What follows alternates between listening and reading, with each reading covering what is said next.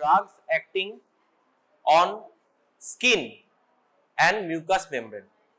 Please don't talk. If it's dry, wet it. If it's wet, dry it.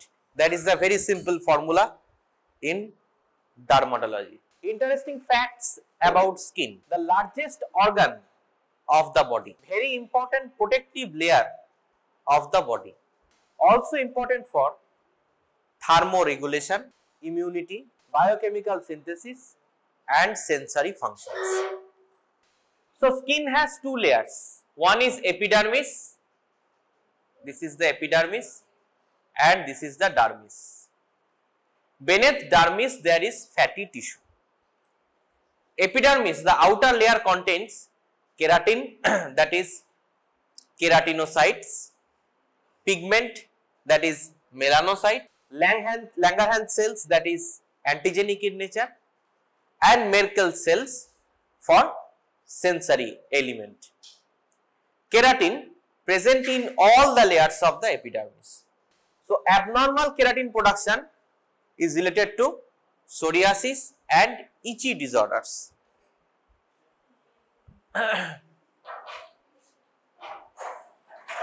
So superficial keratin layer, it forms the stratum corneum, very important. The superficial keratin layer, it forms the stratum corneum. Stratum corneum is important because it reduces the water loss and prevents absorption of noxious substances. Skin is the largest organ of the body. যেটুকু লিখে দিচ্ছি পরীক্ষা ওইটুকুই পড়বে, তাতেই কোশ্চেনে answer হয়ে যাবে অন্তত এই চ্যাপ্টার থেকে। Skin is the largest organ of the body. Stratum corneum or the superficial keratin layer is most important because it reduces water loss and prevents absorption of noxious substances. Stratum corneum or superficial keratin layer is most important because it causes reduction in water loss and prevents absorption of noxious substances. So it is the main barrier for topical drugs. Eta MCQ aste pare. What is the main barrier for topical drugs? Topical mane locally applicable over the skin, তাই না, over the mucous membrane, that is topical. So topically কোন লেয়ারটা main barrier? stratum corneum. So দেখো ডার্মাটোলজিতে কি রকম use করা যায়, একটা তো টপিক্যাল, অবশ্যই সিস্টেমিক দেওয়া যেতেই পারে, intralesional in the lesion and controlled UV radiations, although these are toxic and may be cancerous. So the factors which are responsible, see, thickness of the skin. Suppose একটা পেশেন্টকে তোমরা ট্রান্সডার্মাল প্যাচ দিলে, হলো, can you name any transdermal patch? Fentanyl, hyoscine আর nicotine patch অবশ্যই হবে, আর insulin patch not, insulin is mainly by pump, okay, nitroglycerin patch, okay, for angina pectoris, nitroglycerin patch. তো এই যে প্যাচগুলো, এই প্যাচটা যদি কারো স্কিনের এপিডার্মিসের থিকনেসটা বড় হয় তাহলে তার অ্যাবজর্পশন কম হতে পারে, right? Concentration of the drug in the vehicle কি আমি আসছি পরে, and degree of hydration also, যেটা এখানে লেখা নেই সেটাও ফ্যাক্টর করতে পারে, সেটা হচ্ছে যে পেশেন্টের সার্কুলেটরি স্ট্যাটাস। পেশেন্ট যদি শকে থাকে তাহলে তার পেরিফেরাল ভ্যাসোকনস্ট্রিকশন হয়ে রয়েছে, ওকে, পেরিফেরিতে সার্কুলেশন কম, তাহলে পেরিফেরি থেকে অ্যাবজর্পশনও কম হবে, ওকে। যাই হোক, so drug according to action, suppose vehicle মানে একটা ড্রাগকে আমরা কি মোডে দিচ্ছি, যেমন পাউডার একটা ভেহিকেল হতে পারে। Okay, ointment, liquid, lotion, greases, this are vehicles. লিখে রাখো ভেহিকেল। ভেহিকেলের এক্সাম্পল কি? ভেহিকেলের এক্সাম্পল হচ্ছে powder, ointment, liquid, lotion. Powder, ointment, liquid, lotion.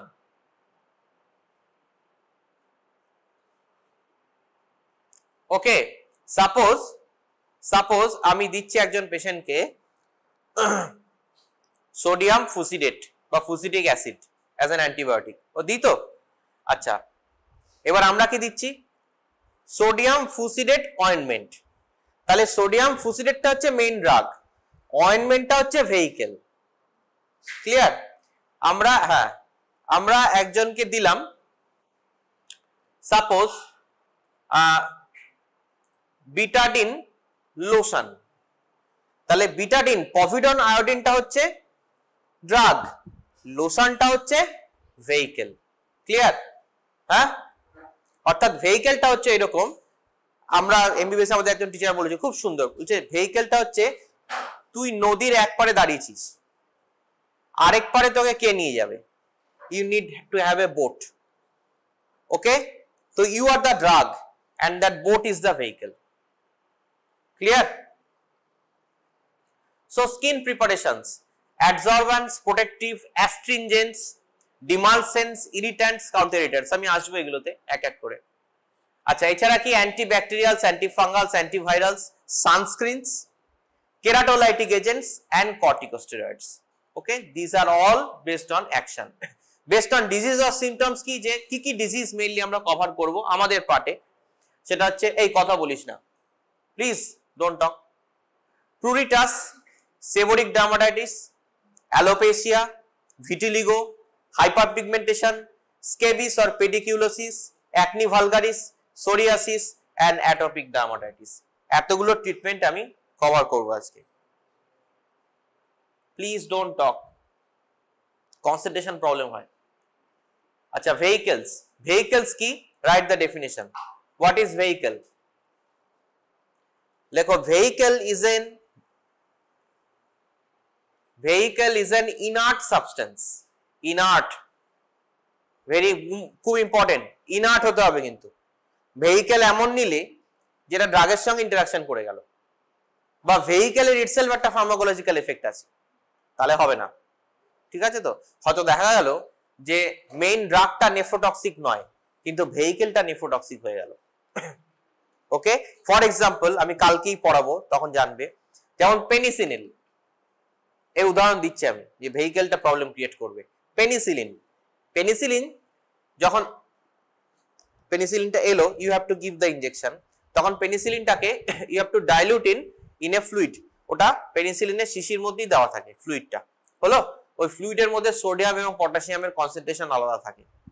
এবার একজন পেশেন্ট যে ডিসইলেকট্রোলাইটেমিয়ায় ভোগে, সোডিয়াম পটাশিয়াম অল্টার, তাকে যদি দিনে 3 বেলা পেনিসিলিন দেওয়া হয়, তাহলে ওই ফ্লুইডটাই সোডিয়াম পটাশিয়াম আর অল্টারেশন করতে পারে। একজন রেনাল ইনসাফিসিয়েন্সির পেশেন্ট, তার সোডিয়াম পটাশিয়াম অল্টারেশন হওয়ার চান্স অনেক বেশি, তাকে যদি পেনিসিলিন বারবার ইনজেক্টেবল করা হয়, তাহলে ওই ফ্লুইডটাও যাচ্ছে, তাহলে প্রত্যেকবার সোডিয়াম পটাশিয়াম অল্টার করছে। Okay, so the vehicle may create problem sometimes in selected patients. Okay, but ideally vehicle কি? ভেহিকেল মাস্ট বি ইনার্ট, ভেহিকেলের কোনো এফেক্ট থাকলে চলবে না, হলো? an inert substance which carry the drug.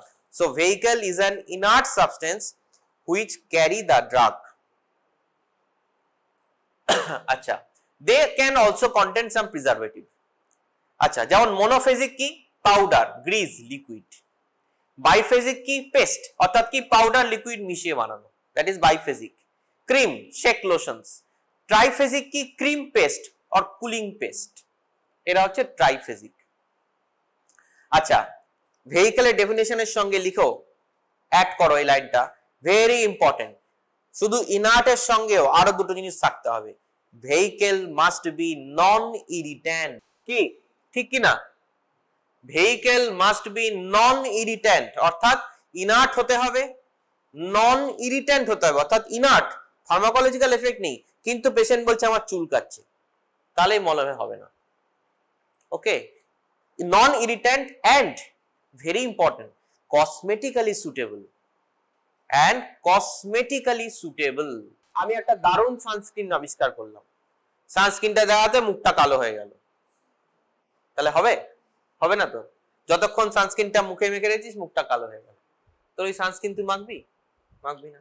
তাহলে কসমেটিক্যালি সুটেবল হতে হবে, ভেরি ইম্পর্টেন্ট। আচ্ছা, পাউডার কি? Because of soothing and cooling effect, reduce friction by absorbing moisture, লেখার দরকার নেই। adhere poorly to the skin, reduces the usefulness. So Neosporin ointment and Neosporin powder, which will be more effective? Neosporin ointment. Powder বিভিন্ন জায়গায় ছড়িয়ে যেতে পারে, ওকে, that is the drawback of powders.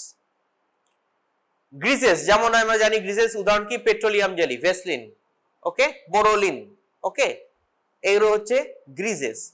Ointment, maintain the hydration of the stratum corneum. অয়েন্টমেন্টের সঙ্গে পার্থক্য কি? Ointment will maintain the hydration of status corneum. লিখে রাখো difference between ointment and grease. The ointment will maintain the hydration of stratum corneum. আচ্ছা, লিকুইডের উদাহরণ কি? Liquid মানে বোঝা যাচ্ছে হাই ওয়াটার কন্টেন্ট। লিখে রাখো লিকুইড মানে high in water content, high in water content. যেমন ওই যে বললাম পেনিসিলিনের সঙ্গে দিই আমরা normal saline, okay, normal saline. আচ্ছা, ক্রিম কি? ক্রিম হচ্ছে দুটো ভাগ আছে ক্রিমের, লেখো cream two types. One is oil in water, oil in water, ব্র্যাকেটের কিভাবে লেখে? O oblique W, O oblique W. এটা কি? যেমন aqueous cream, any aqueous cream, okay, for example হ্যাঁ শেভিং ক্রিম হতে পারে। তো অয়েল ইন ওয়াটার না হবে, অবভিয়াসলি হবে। আসবো শেভিং ক্রিম কি থাকে আমি আসবো আজকে। তো শেভিং ক্রিমে থাকে কৌমারিন, ওকে, হ্যাভ ইউ হার্ড কৌমারিন? হ্যাঁ, নামটা চেনা চেনা লাগে, কোথায় পড়েছিস? ইয়েস, কৌমারিন ইজ ওয়ারফারিন কি? কৌমারিন ডেরিভেটিভ, তাই তো? কৌমারিন কিসে থাকে? কৌমারিন থাকে যে শেভিং এর যে থাকে তাতে থাকে কৌমারিন, ওকে, ওল্ড স্পাইস, তো কৌমারিন থাকে, ওকে। তো আচ্ছা, এটা হচ্ছে অয়েল ইন ওয়াটার হলো, আর এটা হচ্ছে water in oil. Water, next হচ্ছে কি? Water in oil. Water in oil কি? Cold cream. আচ্ছা, এইগুলো হচ্ছে নিউয়ার ভেহিকলস। নিউয়ার ভেহিকলস হচ্ছে কলোডিয়ন্স, লাইপোসোমস, মাইক্রোপার্টিকেল, ট্রান্সফেরোসোমস। এরা হচ্ছে নিউয়ার ভেহিকলস। দেখ, এগুলো শুধু নাম জেনে রাখলেই হবে, is a post graduation topic, ছেড়ে দাও, নামটা জেনে রাখো। এমসিকিউ তে দিয়ে এখন সবই দিচ্ছে, সাপ্লি এক্সামের পেপারটা দিয়ে জোগাড় করবে, ঠিক আছে? এমসিকিউ যথেষ্ট ভালো এসছে, ওকে। আচ্ছা, প্রথম লেখো, এবার লেখো হোয়াট আর অ্যাস্ট্রিনজেন্টস। দেখো হোয়াট আর, এটা ভেরি ইম্পর্টেন্ট, হোয়াট, এগুলো শর্ট নোট আছে। What are astringents? অ্যাস্ট্রিনজেন্টস লেখো they cause denaturation of protein, denaturation of protein and forms a coating, in gum, dental use হয় mainly, okay, uses হচ্ছে in dental procedures, bleeding gum, bleeding piles, bleeding gum, bleeding piles হলো। আচ্ছা, example কি? Tannic acid. Tannic acid কিসে থাকে? Green tea, তাই না? এটা কিন্তু আফটার শেভেও থাকে ট্যানিক অ্যাসিড, অ্যাস্ট্রিনজেন্ট, ওকে। আচ্ছা, নেক্সট হচ্ছে, এটা দরকার নেই, ছেড়ে দাও। আচ্ছা, দেখো এবার দেখো দেয়ার আর 3 টাইপস। এবার লেখো ইউভি রে, এগুলো সব কোশ্চেন আসছে। ইউভি রে, ইউভি রে কত রকম? 3 প্রকারের। লেখো UVA, UVB and UVC, okay. UVA কি? That is long wave, UVB হচ্ছে মিডিয়াম ওয়েভ এন্ড ইউভিসি হচ্ছে শর্ট ওয়েভ। আচ্ছা, UVA is responsible for aging. Okay, UVB is responsible for tan, suntan, skin cancer. হচ্ছে UVB, suntan and skin cancer. আর UVC হচ্ছে cause sunburn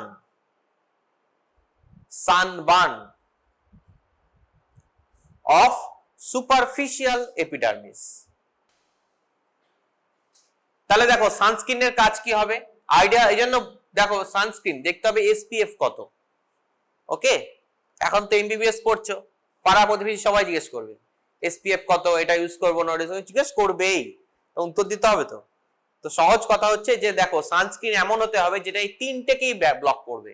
অর্থাৎ দেখো সানবার্নকেও block করবে, এজিংকেও block করবে এবং স্কিন ক্যান্সারকেও ব্লক করবে। করতে গেলে কি করতে হবে, এমন একটা সানস্ক্রিনের SPF থাকতে হবে যেটা UVA, UVB, UVC তিনটেকেই ব্লক করতে পারে। দেখো কি কি থাকে, একটা হচ্ছে titanium dioxide, zinc oxide and calamine. যে sunscreen by physical action titanium dioxide, zinc oxide and calamine. দেখো কি বলছে, they are opaque to all wavelength and can reflect them. They are opaque to all wavelength and can reflect them. আরেকটা হচ্ছে by chemical structure. Okay, chemical structure হচ্ছে পাবা and its ester, benzophenanes, এইটুকু জানলেই হবে, লিখে রাখো কি কি, পাবা PABA, benzophenone, cinnamate and salicylate.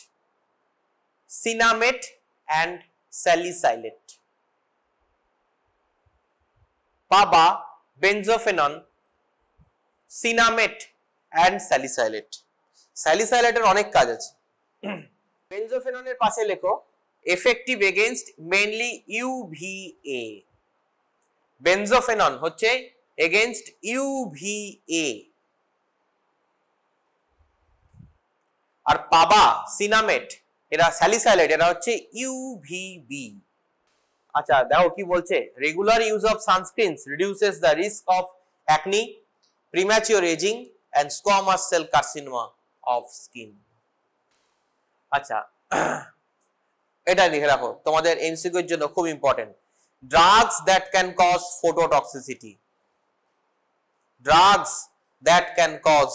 phototoxicity. ঠিক আছে, কি কি লিখে রাখো, সব পড়া দেখার দরকার নেই, যে কটা বলছি লেখো। বেনজোডাইজিপিন, থায়াজাইড, সালফোনামাইড, এনসেইডস, টেট্রাসাইক্লিন। আচ্ছা, 6-methyl coumarin ব্র্যাকেটে লেখো in aftershave lotion, 6-methyl coumarin হলো, and পাবা as sunscreen। তাহলে পেশেন্ট এসে যদি বলে আমার রোদে বেরোলেই স্কিনটা জ্বলে, তাহলে দেখতে হবে সে এগুলো কোনোটা খায় কিনা। আগে এটা এক্সক্লুড করতে হবে, তারপর অন্য জায়গায় যেতে হবে। বোঝা গেল? এটা বললাম না মাস্ক অ্যাম্ব্রেটে, এটা অ্যাকচুয়ালি পারফিউমে থাকে, অনেকের এতেও ফটোটক্সিসিটি হয়। থায়াজাইড, সালফোনাইল ইউরিয়া, এনসাইড, টেট্রাসাইক্লিন, হাইড্রোলাজিন আর ক্লোরামফেনিকল এখন আর খুব একটা ইউজ হয় না, তাই আমি এক্সপেক্ট করছি ওগুলো অপশনে থাকবে না। যাই হোক, আচ্ছা এবার লেখো কেরাটোলাইটিক এজেন্টস। আচ্ছা ছোট ছোট করে প্রত্যেকটা জিনিস জেনে রাখতে হবে, কোনোটাই বিশাল ডিপে যাওয়ার দরকার নেই, কারণ আমার ডার্মাটোলজি ক্লাস নয় আর ডার্মাটোলজি টপিকও নয়, শুধু কোনটায় কি দেব এইটুকু জানলেই আমাদের পরীক্ষা হয়ে যাবে। শর্ট নোট আছে 3 নম্বর 5 নম্বর যে শর্ট নোট ওইগুলো। আচ্ছা কেরাটোলাইটিক লেখো, মাইল্ড হচ্ছে রেসরসিনল এন্ড সালফার। মাইল্ড কারা? Resorcinol and sulphur. আর স্ট্রং কারা? Salicylic acid and silver nitrate. Strong কারা? Salicylic acid and silver nitrate. Corn, কড়া পড়েছে পায়ে, তাই না? এই যে এটা কি, তাই তো? এই স্যালিসাইলিক অ্যাসিডটা কি করতে হবে, এটা লিকুইড ফর্মে আসে, এটাকে কি করতে হয়, এই ঠিক এই কর্নের উপরে 2 ড্রপ করে ফেলতে হবে, 2 ড্রপ, যেন এর আশেপাশে না যায়। কেন আশেপাশে না যায়, কি হবে আশেপাশে গেলে? দেখো কি বলছে, স্ট্রং কেরাটোলাইটিক। কেরাটোলাইটিক মানে, লাইটিক মানে ভেঙে দিচ্ছে, কাকে ভেঙছে? কেরাটিন লেয়ারকে। কেরাটিন লেয়ারটা হচ্ছে কোনটা? স্ট্যাটাম কর্নিয়াম, মোস্ট ইম্পর্টেন্ট লেয়ার, তাই তো? তাহলে এইখানে স্ট্যাটাম, এই প্লিজ ডোন্ট টক প্লিজ, এই তো স্ট্যাটাম কর্নিয়ামটা এখানে লস্ট হয়ে গেছে, ওকে, ঠিক হয়ে গেছে। এটার উপর যখন কেরাটোলাইটিক এজেন্টটাকে দেওয়া হবে তখন এটা ডিসলভ করে যাবে, কেরাটোলাইসিস করবে। কিন্তু যদি এর আশেপাশের এরিয়াতে স্পিলওভার হয় তাহলে এই অংশে যেখানে স্কিনটা ইনট্যাক্ট আছে সেটারও লাইসিস করে দেবে, that will create bleeding and adverse effects. Okay, so that is what is keratolytic. Mainly আর কিছু মনে রাখতে পারো না পারো, স্যালিসাইলিক অ্যাসিড অবশ্যই বলবে, কারণ ক্লিনিক্যালি স্যালিসাইলিক অ্যাসিডটাই আমরা ইউজ করি। আর কিছু মনে থাক না থাক, please mention salicylic acid. Okay, corneocyte adhesion is reduced by solubilization of the intracellular cement. Okay, remove stratum corneum layer by layer. হলো? আচ্ছা, এখানে লিখে রাখো, what is Whitfield ointment? Very important question. What is Whitfield's ointment? Whitfield's ointment কি? Salicylic acid 3% plus benzoic acid 6%. এই মিক্সটা কি আমরা বলবো হুইটফিল্ডস অয়েন্টমেন্ট। আগেকার দিনে ইউজ হতো, এখনো হয় কম। Whitfield's ointment acts as a keratolytic. Okay, Whitfield's ointment মনে থাকবে। আচ্ছা, এবারে এসো কর্টিকোস্টেরয়েডস। কর্টিকোস্টেরয়েডস কি বলার কিছু নেই, কি কি গ্রুপের ড্রাগ? অ্যান্টি ইনফ্লামেটরি আর ইমিউনোসাপ্রেসিভ, তাই তো? Anti inflammatory and immunosuppressive.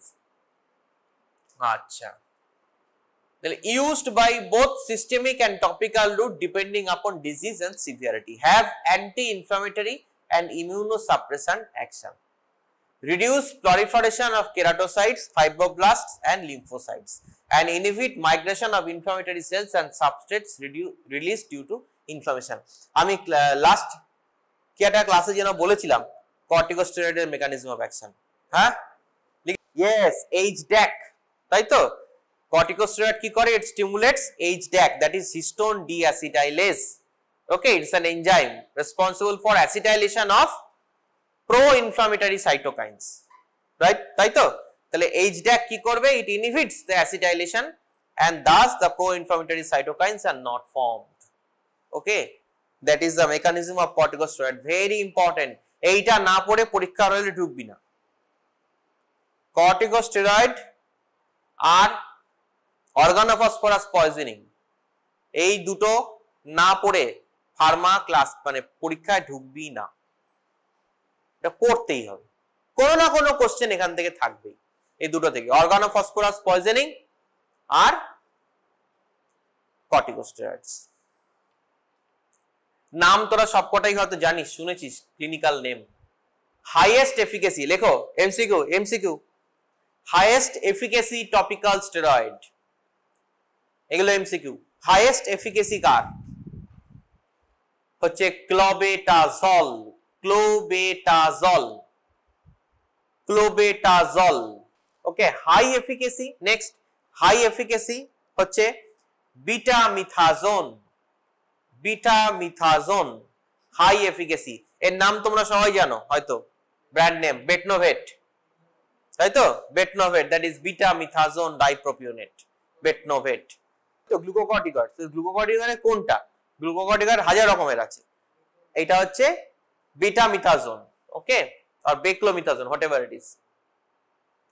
আচ্ছা, ইন্টারমিডিয়েট এফিকেসি হচ্ছে ক্লোবেটাজল বিউটিরেট, এটা হচ্ছে ক্লোবেটাজল প্রোপিওনেট, আর ক্লোবেটাজল বিউটিরেট হচ্ছে ইন্টারমিডিয়েট এফিকেসি। লো এফিকেসি হচ্ছে hydrocortisone butyrate, low efficacy hydrocortisone বিউটিরেট।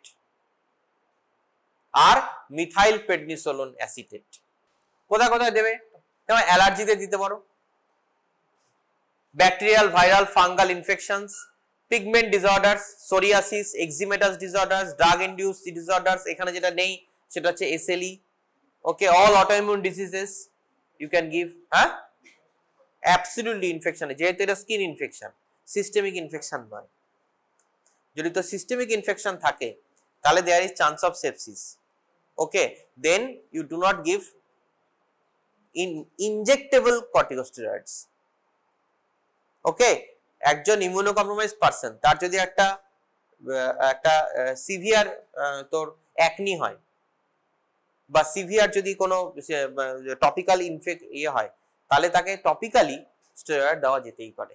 There is no problem in it, absolutely. Okay,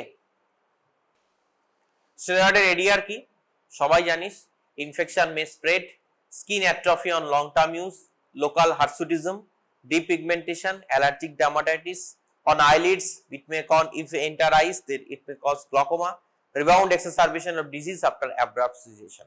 Okay, psoriasis হয়েছে, patient নিচ্ছে, কিছুদিন পর বন্ধ করে দিল, প্রবলেম হয়ে গেল। ওকে, বাট সোরিয়াসিস আমি আসবো, সোরিয়াসিস যখন পড়াবো তখন বলবো, এখন বলে লাভ নেই। এটা নিয়ে একটা ডিবেট আছে, সোরিয়াসিসে গ্লুকোকর্টিকয়েড ইউজ করবো না করবো না, যাই হোক। সো এবার আসছি এক একটা করে ডিজিজ ধরে, যেটা তোদের মেইন শর্ট নোট আছে। One is pruritus. Pruritus মানে ইচিং। ইচিং, ইচিং এ কি দিবি? লিখে নে, জাস্ট এইটুকু পড়লেই হবে। pruritus কি দিবি? Antihistaminic and glucocorticoids. Antihistaminic and glucocorticoids. Okay, eczema, eczema আমরা জানি, এক্সিমাতেও কি দেবো? pruritus হয় তো, ইচিং হয় তো। ওকে, তো এক্সিমাতেও কি দেবো? antihistaminic and glucocorticoids. Okay, antihistaminic and glucocorticoids. এই মেকানিজম অফ অ্যাকশন আমি যাচ্ছি না, আজকের ডিসকাশনও নয়। অ্যান্টিহিস্টামিনিক এর কি মেকানিজম অফ অ্যাকশন, কোন রিসেপ্টরে কাজ করে, কি অ্যাডভার্স এফেক্ট পড়ে নিতে হবে। গ্লুকোকর্টিকয়েডের কি অ্যাডভার্স এফেক্ট, অ্যান্টি ইনফ্লামেটরিতে পড়ানো হয়েছে, পড়ে নিবি। আচ্ছা, এবার next seborrheic dermatitis. Seborrheic dermatitis, এই যে সেবোরিক ডার্মাটাইটিস কি বাংলা কি? খুশকি। সেবোরিক ডার্মাটাইটিস হলো due to over activity of the sebaceous glands, due to, এটা কি হয় seborrheic dermatitis? Due to over activity of the sebaceous glands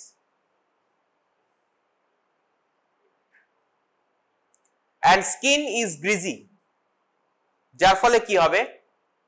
বার্ডনেস, dermatitis আর অ্যাকনি। বার্ডনেস, ডার্মাটাইটিস আর অ্যাকনি। এবার ডার্মাটাইটিসের ফলে কি হবে? স্কিন গুলো খসে খসে খসে খসে পড়তে থাকবে, যেটা হেয়ারে গিয়ে আটকাবে এবং দেখে মনে হবে খুশকি, but actually it's a form of dermatitis. Okay, আর কিছু নয় কিন্তু। এই খুশকিতে এই ওই ড্যান্ড্রফ হয়েছে, অমুক শ্যাম্পু তমুক শ্যাম্পু, অ্যাকচুয়ালি তার সঙ্গে কোনো রিলেশন নেই, তো marketing gimmick. Okay, changing the shampoo won't stop dermatitis. Okay, so drug কি?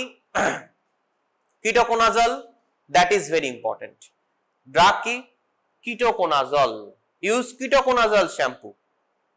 কিটোকোনাজল হলো কিটোম্যাক, ঠিক আছে।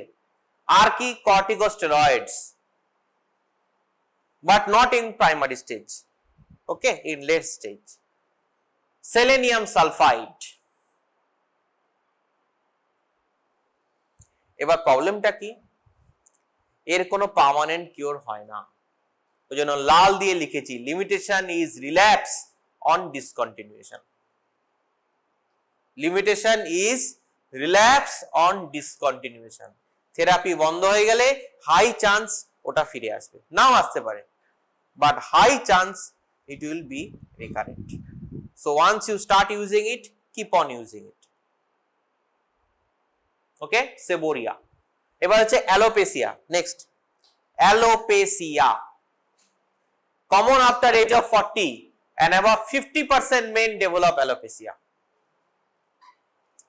alopecia. Okay, 50% men develop it and common after 40. Treatment ki? Minoxidil. লিখে রাখো, alopecia, minoxidil.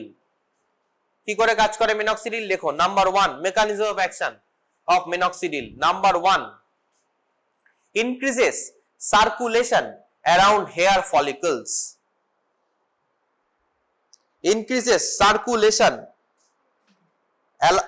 along hair follicles. Number 1. Number 2, stimulation of hair follicle.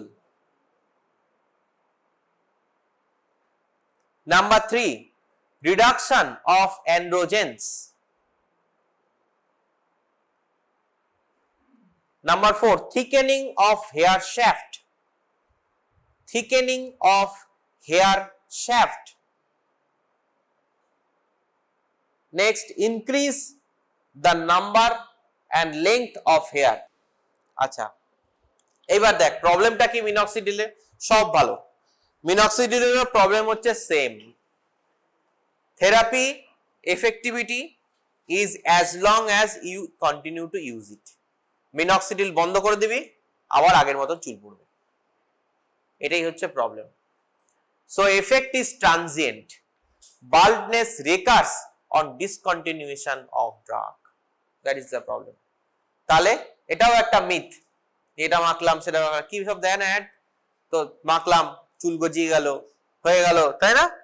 তো almond oil, ভিঙ্গা তেল দেয় না সব অ্যাড, কোনো কিছুতে কিছু হবে না। চুল যদি পড়া শুরু হয় তাহলে চুল পড়বে। ওকে, এখন কথা হচ্ছে তাহলে অমিতাভ বচ্চন, কপিল শর্মা এরা কি করে করালো? There is only one solution, that is hair transplant. That is the permanent solution for alopecia.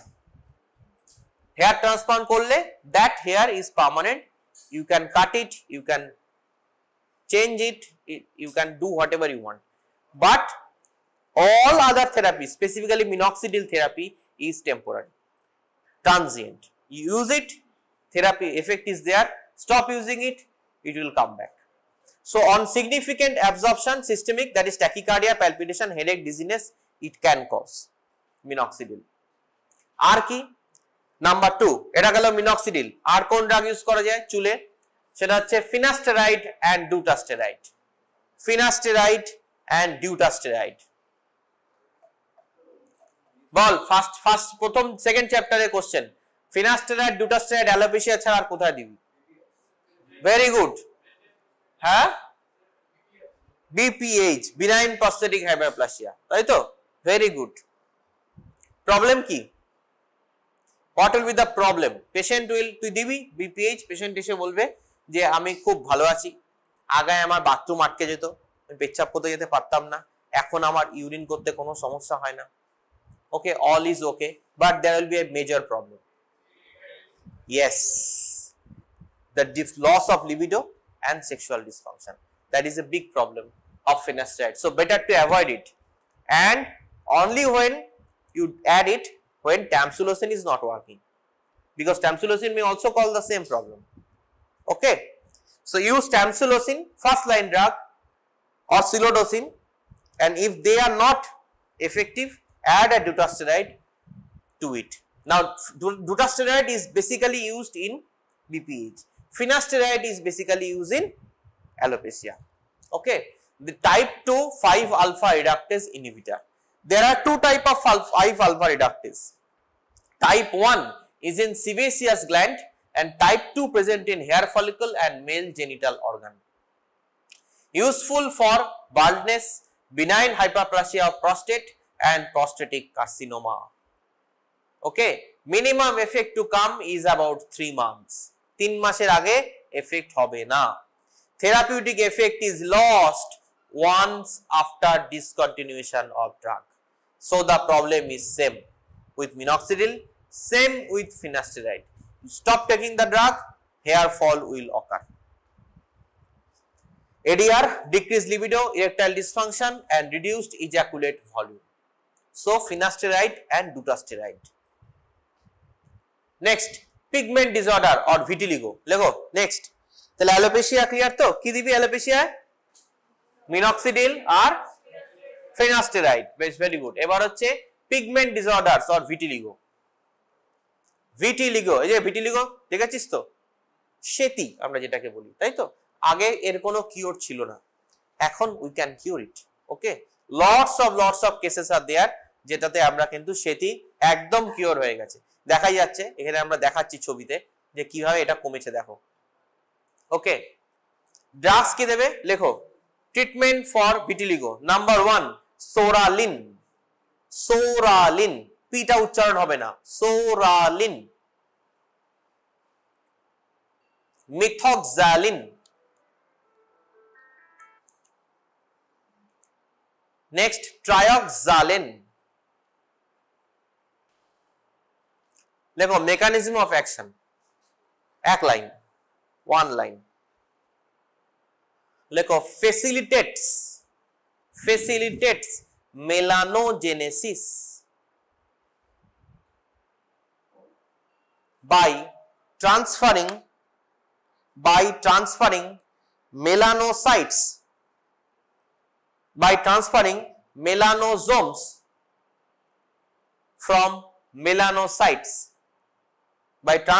melanosomes from melanocytes to epidermal cells,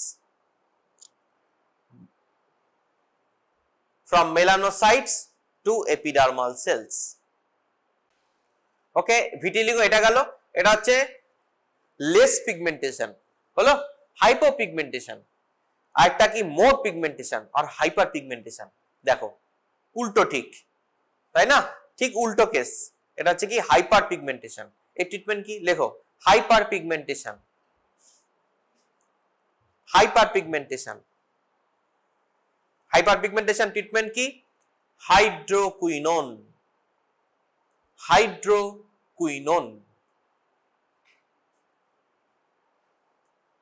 hyperpigmentation একটা উদাহরণ কি, melasma. Okay, it's called melasma. আচ্ছা, hydroquinone, মোনোবেনজোন।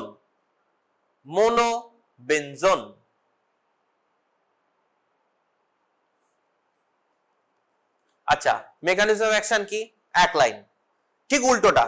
It causes degradation of melanosomes. Degradation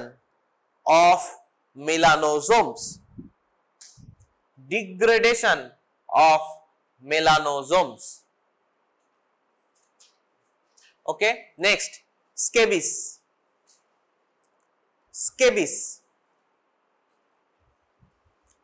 কি, scabies হচ্ছে হাতে পায়ে চুলকানি হবে, হলো। এবার চুলকানিটা নরমাল অ্যালার্জিক হতে পারে, তো অ্যালার্জিক হতে পারে, তাহলে আমি বুঝবো কি করে যে ওটা স্কেবিস? একটা ক্লাসিক্যাল সিমটম আছে, সেটা কি, যে পামার ইচিং, অর্থাৎ হাতের তালুর আগে চুলকাবে, এই হাতের খাঁজগুলো চুলকাবে। ওকে, এটা অন্য কোনো অ্যালার্জিতে হয় না, স্কেবিস ছাড়া। আর কখন হবে, আরেকটা কি বলবে, পেশেন্ট বলবে আমার রাতে বেশি চুলকায়। কেন রাতে বেশি চুলকায়? কারণ ওই যে স্কেবিস, যেটা সার্কপটিস স্কেবিয়াই, এটা স্কিনের ভেতরে থাকে, ও রাত্রিবেলায় বেরিয়ে আসে ডিম পাড়তে স্কিনের উপর। এত মাইক্রোস্কোপিক চোখে দেখা যাবে না, খালি ইচিংটা হবে। এবার ইচিং যখন হবে, তখন এই জায়গাটা চুলকালে ও ওখান থেকে আরো যত জায়গায় চুলকাবে তত জায়গাটা স্প্রেড করতে থাকবে। তাহলে কি কি সিমটম হবে? একটা হচ্ছে নকটার্নাল ইচিং, রাত্রে ইচিং হবে, স্কেবিসে রাত্রে ইচিং হবে, ইচিং অ্যাট নাইট। আর কি হবে? Itching in the creases of palm, itching at the creases of palm and fingers. ঠিক আছে? আচ্ছা দেখো, এই যে এরাই এখানেই বলেছে, দেখো এই যে দেখো হাতে ছোট ছোট ছোট ছোট হয়েছে, হ্যাঁ হাতে মেইনলি। দেখো female each mite burrows into superficial layers of skin and lays eggs, form papule and that causes itching, highly contagious। যেখানে যেখানে চুলকাবে সেখানে সেখানে ছড়াতে থাকবে। তোমার ওখান থেকে পাশে একজনকে ইয়ে করলো, তার গায়ে হাত দিল, ওই আঙুলের থেকে তার কাছে চলে গেল। highly contagious, Sarcoptes scabiei। ওকে, আচ্ছা এবার লেখো যে এখানে খুব ইম্পর্টেন্ট কি ড্রাগ কি what is the medicine number 1 is permethrin PER এখানে ভুল লেখা আছে স্পেলিংটা PERMETHRIN পারমেথ্রিন পারমেথ্রিন হলো নেক্সট হচ্ছে benzyl benzoate benzyl benzoate benzyl benzoate হলো আচ্ছা এবার লেখো এটা হচ্ছে টপিক্যাল ব্র্যাকেটে লেখো টপিক্যাল এই দুটো হচ্ছে স্কিনের উপর দিতে বলবে পেশেন্টকে হলো এবার হচ্ছে মুখে কি খাবে ওরাল ওরালি হচ্ছে আইভারমেকটিন আইভারমেকটিন IVERMECTIN আইভারমেকটিন এই আইভারমেকটিনের একটা অদ্ভুত ঘটনা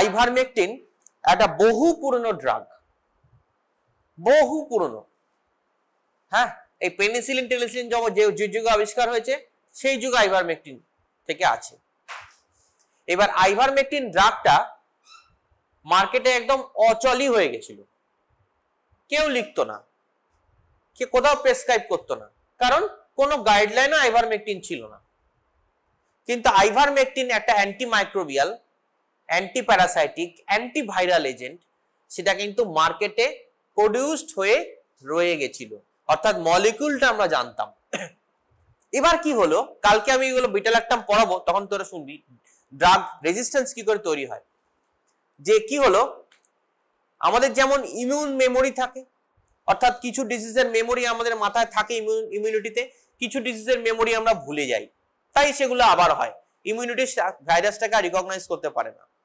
তেমনই কি হলো আইভারমেকটিনের সঙ্গে আইভারমেকটিন 1950s এ চলতো তারপর আরো বেটার ড্রাগ এসে গেল আইভারমেকটিন আস্তে আস্তে মার্কেট থেকে অবসলিউট হয়ে বন্ধ হয়ে গেল আমাদের সঙ্গে সঙ্গে ব্যাকটেরিয়া ভাইরাস এরাও আইভারমেকটিনকে ভুলে গেল তাদের ডেটাবেস থেকেও আইভারমেকটিনটা বেরিয়ে চলে গেল হয়ে গেল ivermectin is a dead drug কোনো কাজ নেই এইবার এলো COVID-19 new virus which has no past memory expected দেখা গেল ইদানিং যত অ্যান্টিবায়োটিক ইউজ হয় সেফট্রাক্সন সেফেপাইম পিপেরাসিলিন টাজোব্যাক্টাম অ্যাস্ট্রিওনাম কার্বাপেনেম ইমিপেনেম ওকে সব ব্লকড সব রেজিস্ট্যান্স তখন ডাক্তাররা কি করলো সায়েন্টিস্টরা দেখলো যে এমন কিছু পুরনো ড্রাগকে নিয়ে আসি দেখি ওর মেমোরিতে আছে কিনা সারপ্রাইজিং ফ্যাক্ট যখন আইভারমেকটিন দেওয়া হলো তখন দেখা গেল কোভিড-19 সিম্পটোম্যাটিক্যালি পেশেন্ট রিলিভড হয়ে যাচ্ছে so ivermectin was used rampant during COVID-19 so probably after a span of 50 years otherwise এই সার্কোপটিস কেভিআই কটা পেশেন্ট পাবি জীবনে এই সার্কোপটিস কেভিআই এর একটা ইউজ ছাড়া ivermectin এর কোনো ইউজ নেই আজকের দিনে except it was used rampantly at COVID-19 with not alone with doxycycline that was a standard therapy lots of articles has been written on it যে কিভাবে এটা কাজ করলো it was miracle but at the point of time it improved lot of cases symptomatically and virological basis এখনো পাওয়া যায়নি খোঁজার চেষ্টা করছে so ivermectin that is the only oral drug available for scabies and pediculosis okay মনে থাকবে তো আচ্ছা নেক্সট হচ্ছে স্কেবিসি আরেকটা ড্রাগ তাহলে স্কেবিসি আমরা দিচ্ছি কি পারমেথ্রিন ওকে as topical আচ্ছা নেক্সট হচ্ছে বেনজাইল বেনজোয়েট দিচ্ছি টপিক্যাল আইভারমেকটিন দিচ্ছি ওরাল আর কি দিচ্ছি আচ্ছা পারমেথ্রিনের এটা একটু লিখে রাখো লেখো মেকানিজম অফ অ্যাকশন এটা লিখে রাখো এটা চাই অনেক সময় এক লাইনে permethrin delays the depolarization of the ectoparasites of the ectoparasite nerve cell হলো as resulting in neurological paralysis আরেকটা লেখো নেক্সট কোশ্চেন এগুলো ইম্পর্টেন্ট ভাইবা কোশ্চেন জিজ্ঞেস করে সেটা হচ্ছে how to apply the permethrin. এই পারমেথ্রিনটা কি করে অ্যাপ্লাই করবে, কি করে পেশেন্টকে কি গাইডেন্স দিতে হবে বলে দিচ্ছি আমি। লেখো লেখো after a hot rubbing bath, after a hot rubbing bath, প্রত্যেকটার ইম্পর্টেন্স আছে। হট ওয়াটার কেন, গরম জল যদি স্কিনের উপর দীর্ঘক্ষণ চলে তাহলে ওই গরম জলটা স্কিন দিয়ে ঢুকবে, তাহলে ওই যে সার্কপটিস কেভিআইটা ওটা স্কিন থেকে উপরে বেরিয়ে আসবে তখন, হলো। এন্ড দেন হচ্ছে কি বললাম, হট রাবিং, রাব কেন করতে হবে, রাব করলে ওর যে ও কিছু ওই যে স্কিনের যে বারোস গুলো তার মধ্যে ওগুলো থাকে, ওই বারোস গুলো ভেঙে যাবে, হলো। তাহলে হট রাবিং বাথ, তারপরে আমরা এটাকে দেব, হলো। আচ্ছা কোথায় দেব, নেক্সট ভেরি ইম্পর্টেন্ট, শেষ হয়নি। হট রাবিং বাথ কোথায় অ্যাপ্লাই করব, whole body except face and scalp, whole body except face and scalp. প্রথম যে পয়েন্টটা বলেছিলাম, it has cosmetic issue, okay, staining করতে পারে, ওকে, তো ফেস এন্ড স্কাল্পে দেব না, ক্লিয়ার। তাহলে কিভাবে আমরা দেব, ভেরি ইম্পর্টেন্ট, কি করে দেব বল, hot rubbing bath and then whole body except face and scalp, হলো। এই যে লিখছে apply permethrin 5% cream below chin all over the body and left there for 12 hours. It is the safest drug and provides 100% cure. Next হচ্ছে pediculosis, pediculosis ও একই, pediculosis হচ্ছে কি, উকুন, ওকে, উকুন pediculosis, তো এটাও দেখো একই, permethrin, okay, that is the drug of choice, permethrin. এটা হচ্ছে কি, পেডিকিউলাস ক্যাপিটিস মানে হেড, ওকে, পেডিকিউলাস ক্যাপিটিস মানে হেড, এই যে দেখাচ্ছে, ওকে, পারমেথ্রিন, হলো। Next acne vulgaris,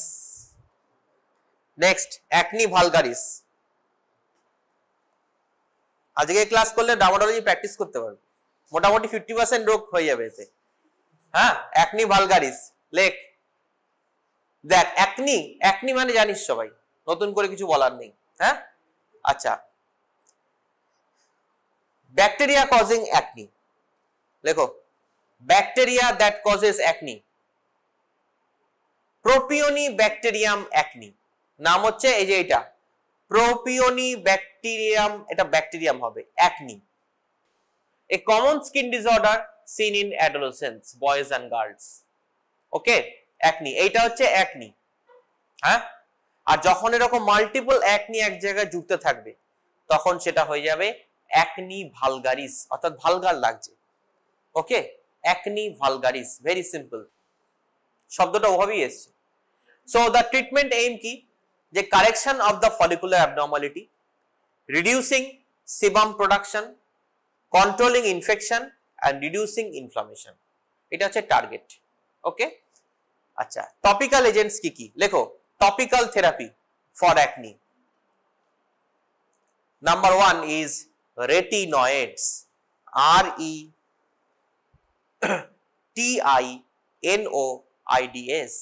retinoids, retinoids কি, example adapalene, next tretinoin and tazarotene,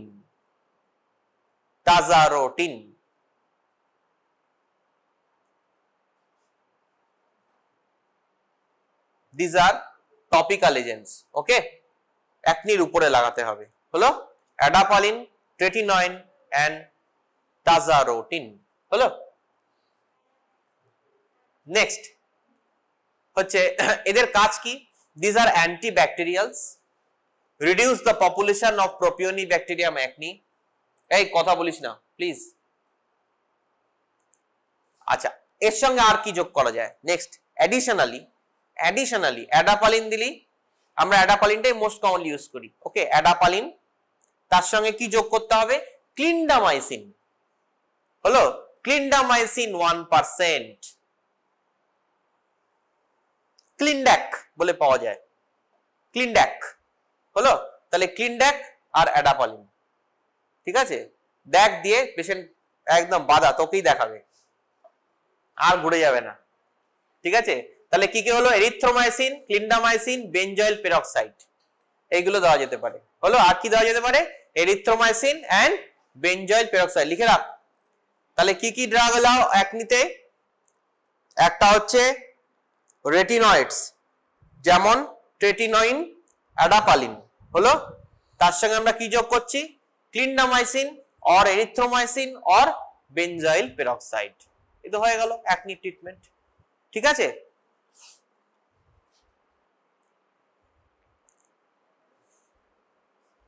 আচ্ছা, এইবার হচ্ছে কি যে সিস্টেমিক এজেন্টস, হ্যাঁ, যদি একনি ভালগারিস আরো বাড়তে থাকে, এতে কন্ট্রোল হলো না, তাহলে মুখে ওষুধ দিতে হবে। সিস্টেমিক এজেন্টস কি দেব, যেমন হচ্ছে রেটিনোইক অ্যাসিড, লেখো systemic agents for acne vulgaris, systemic agents for acne vulgaris, systemic agent, systemic agent যেমন রেটিনোইক অ্যাসিড, ব্র্যাকেটে লেখো যে vitamin A activity in epithelial tissues. আচ্ছা, কি কি ফার্স্ট জেনারেশন কি হচ্ছে tretinoin, isotretinoin, okay. Second generation হচ্ছে acitretin, that is mostly use, and third generation is tazarotene and bexarotene, যেটা অলরেডি বললাম। লেখো mechanism of action, mechanism of action, देखो acts on retinoic acid receptor or RAR, ঠিক আছে। ব্র্যাকেটে লেখো three subtypes of the receptor, কি কি, alpha beta gamma, alpha beta gamma, হলো। এবার দেখো ফার্স্ট জেনারেশন আর সেকেন্ড জেনারেশন, এরা হচ্ছে তিনটের উপরই কাজ করে, যার ফলে এদের একটু সাইড এফেক্ট আছে। দেখা গেছে যে mainly responsible for acne is beta and gamma, beta and gamma selective is third generation, that is tazarotene. তাহলে লেখো থার্ড জেনারেশন রেটিনয়েডস, লেখো থার্ড জেনারেশন রেটিনয়েডস, ব্র্যাকেটে Tazarotine is more effective with less adverse effects because it is selective to beta and gamma subtypes of retinoic acid receptors, okay. Contraindication কি, in pregnancy, প্রেগন্যান্সিতে দেওয়া যাবে না, teratogenic, ওকে। আচ্ছা, এর সঙ্গে কি দিতে হবে, যেটা বললাম, টপিক্যালি হলে ক্লিন্ডামাইসিন, যদি সিস্টেমিক হয় তাহলে ডক্সিসাইক্লিন আর মেট্রোনিডাজল, হলো। তাহলে এর সঙ্গে ওরাল দিতে হবে কি, প্লাস ওরাল ডক্সিসাইক্লিন और মেট্রোনিডাজল, ওরাল ডক্সিসাইক্লিন और মেট্রোনিডাজল। তাহলে কি হলো ট্রিটমেন্টটা বল, টপিক্যালি কি কি দেবো, একনিতে টপিক্যালি কি কি দেবো, রেটিনয়েডস, আর কি দেবো, ক্লিন্ডামাইসিন। আচ্ছা, ওরালি কি কি দেবো, আর তার সঙ্গে doxycycline, very good.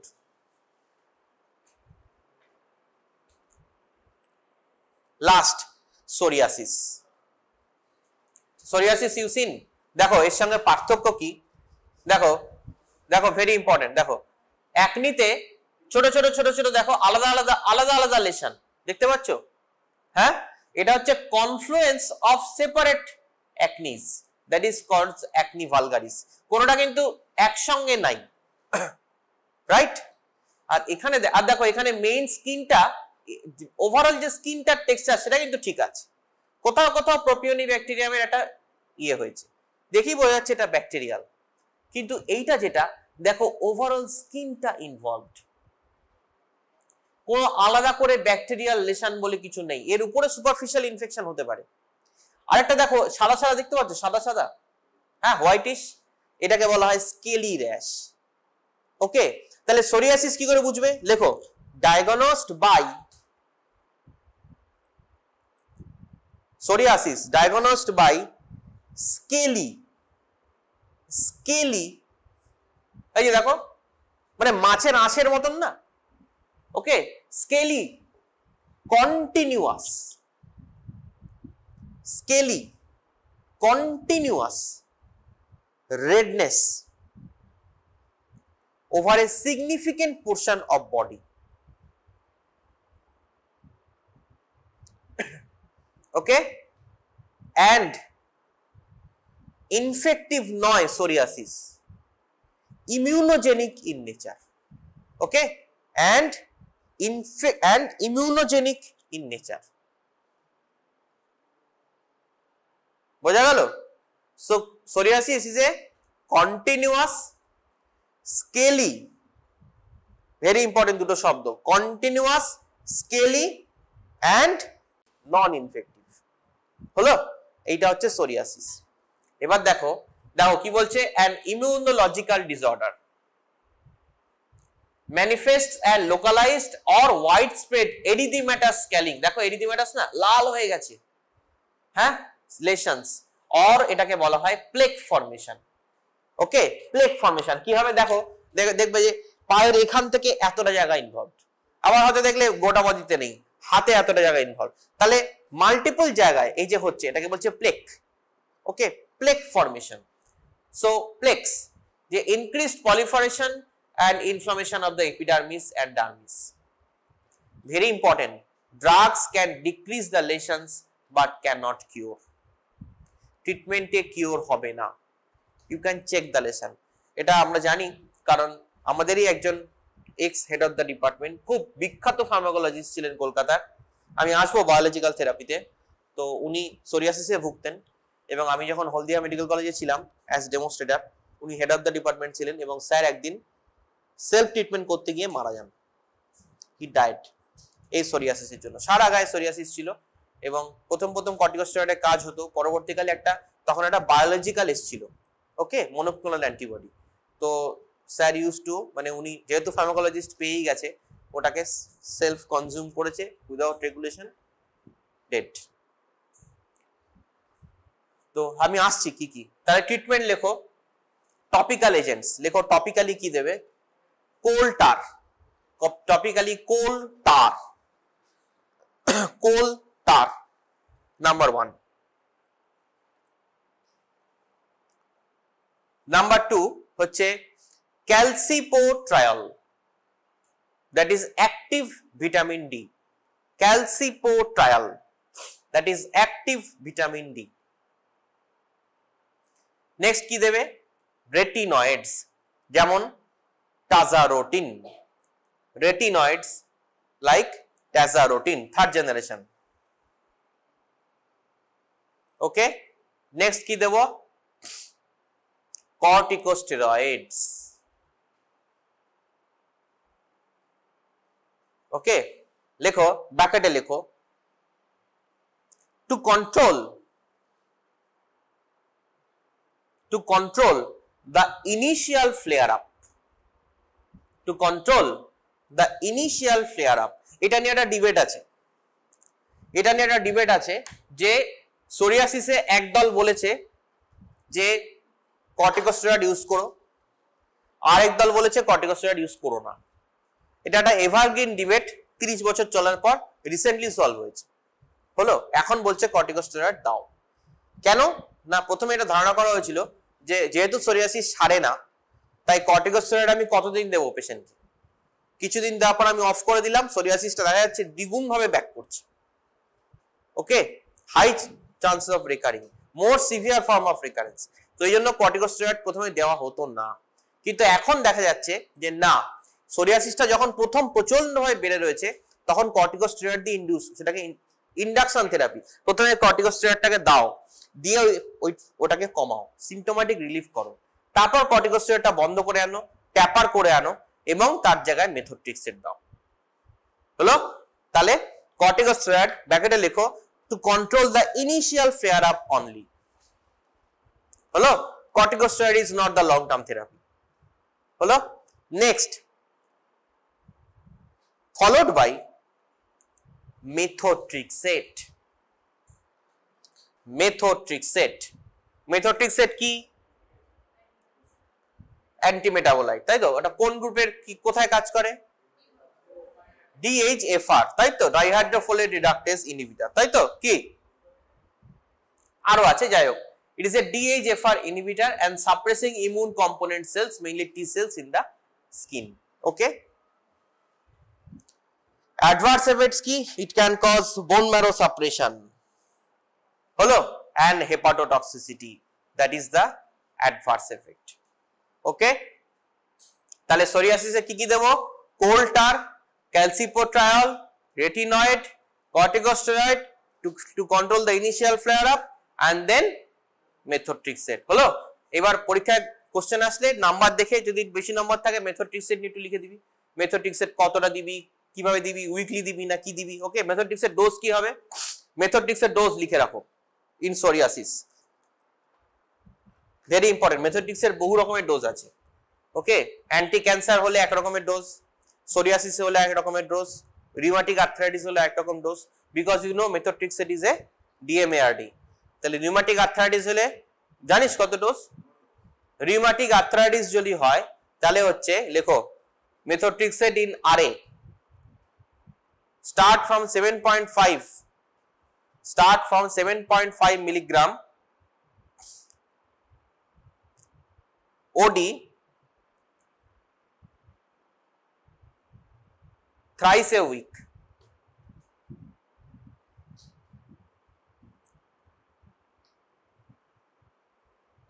Methotrexate in psoriasis. Methotrexate in psoriasis. Start from 2.5 milligram once a week. হলো? আর অ্যান্টি ক্যান্সার হলে তার যেরকম কেমোথেরাপির কি আছে, কি স্টেজ, তার উপর ডিপেন্ড করবে। Okay, always will start from much higher. Okay, এটা হচ্ছে বেসিক স্টার্ট। যদি 2.5 এ কাজ না হয় you have to go to 5, যদি 5 এ কাজ না হয় you have to go to 15। Okay, but to start with that is the therapy. Last হচ্ছে সোরিয়াসিসে লেখো লাস্ট মেথোট্রেক্সেট হলো লাস্ট ট্রিটমেন্ট। মেথোট্রেক্সেট কত নম্বর হলো? 5 নম্বর বোধহয়, নাকি না 4 5 6 5 নম্বর। তাহলে নেক্সট হচ্ছে 6 হবে, তাহলে না 5 হবে, 6 হচ্ছে biologicals or monoclonal antibodies in psoriasis. Monoclonal antibodies in psoriasis কি কি? ইনফ্লিক্সিম্যাব, ভেরি ডেঞ্জারাস, এটা আমাদের নিয়ে জানা, যেটা বললাম জানা ঘটনা। আচ্ছা, ইনফ্লিক্সিম্যাব, অ্যাডালিমুম্যাব, ইটানারসেপ্ট, গোলিমুম্যাব এন্ড সাট্টোলিজুম্যাব, এগুলো বায়োলজিক্যাল। হ্যাঁ, এইগুলো ইউজ হয় না খুব একটা, মেনলি এই কটা অবশ্যই মনে রাখবি, ইনফ্লিক্সিম্যাব, ইটানারসেপ্ট এন্ড গোলিমুম্যাব, এই তিনটা তো খুবই ইউজ হয়। Infliximab, etanercept and golimumab. They are also FDA approved for psoriatic arthritis. এই তিনটে। They are also approved for psoriatic arthritis. They are also approved for psoriatic arthritis. Infliximab, golimumab and etanercept. TNF alpha inhibitors. Okay?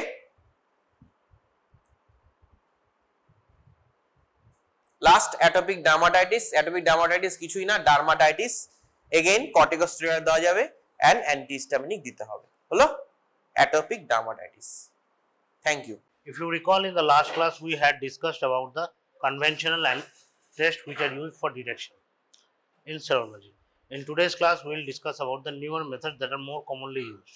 Okay, newer methods, the most important part that you should understand is that in this stage there is used what is known as a detector molecule. Because of this detector molecule, these tests are much more sensitive and much more specific as compared to the conventional. So what is the principle of this detector molecule? They specifically bind with the antigen or antibody that we are intending to detect. Furthermore, these will also have another molecule which will enable us to detect whether the antigen antibody reaction has occurred or not. So there will be two parts. One is a molecule which will detect the antigen antibody reaction, another mechanism which will detect whether the antigen antibody reaction has occurred or not. Okay, thereby we can quantify the amount of reactions that are occurring. So this is the list. First is what is known as the, or you have heard, is called as ELISA. ELISA stands for enzyme linked immunosorbent assay. The next one is, that was an immunosorbent assay. The next one is a fluorescent assay. I'll discuss them. First, let us go through what are these tests. Now, over here in ELISA, we are using what is called as enzyme substrate chromogen complex. So, basically, it's an enzyme. It will act when it will detect the presence of antigen antibody complex, and it will have a substrate on which the enzyme will act. What will happen? There is a chromogenic substance, which chromogen means it will form color. So normally it will not give out the color, but when the enzyme acts on that chromogen, it will give the color. And when this enzyme will act, when it can detect where antigen antibody reaction has occurred or not. Okay. Now depending on the levels of the color or the chromogenic activity, we can detect how much levels of antigen antibody reaction has occurred. So this is in a nutshell ELISA. In fluorescence assay, the enzyme substrate is also there, but instead of a chromogenic substance, we use a fluorescence agent. Now what is fluorescence? Can anybody answer? What is fluorescence? It is a basic class, I think 9, 10, 11, 12 we have read. So any light will have a wavelength. It will absorb the energy from the light, and when that light source is no longer exposed to that substance, it will emit another light of a different wavelength. Okay, that means the absorbed energy is released in the form of light. That is called as fluorescence.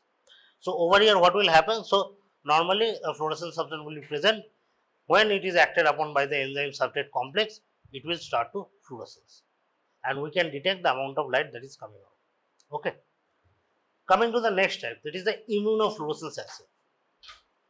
What is done over here? We do not use an enzyme substrate complex, but we use a fluorescence dye. Okay.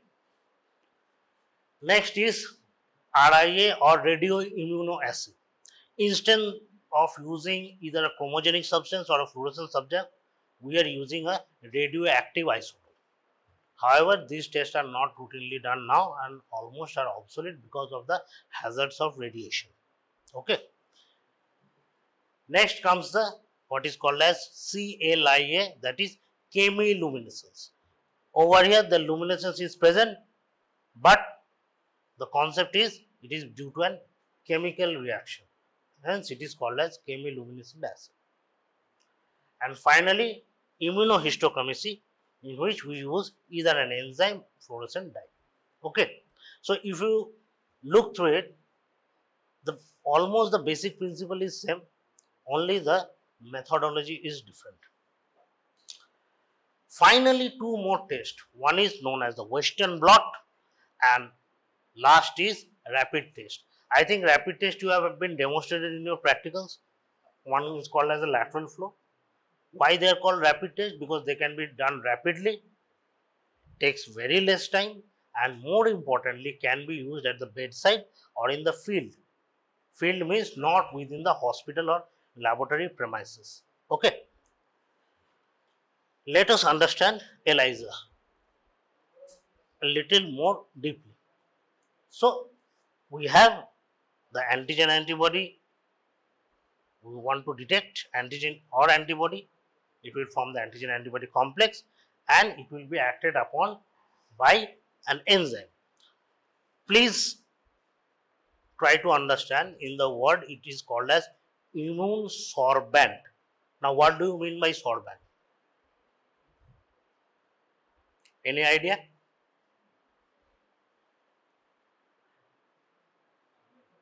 No, fine. What is absorb? When I say absorb, AB, what do you mean by absorb?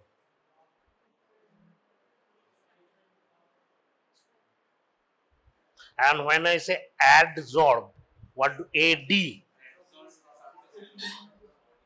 Okay. So crudely, I can give you a very simple example. You take a foam sponge, press it and place it in the water and then release it. What will happen? The water molecules will get inside the sponge. So this is called as absorption. Now take the wet sponge and put it on sand. What will happen? The sand will get coated on the outer layer of the sponge. It will not enter inside. So adsorption means when it attaches on the surface. Now in this test we are saying immune sorbent.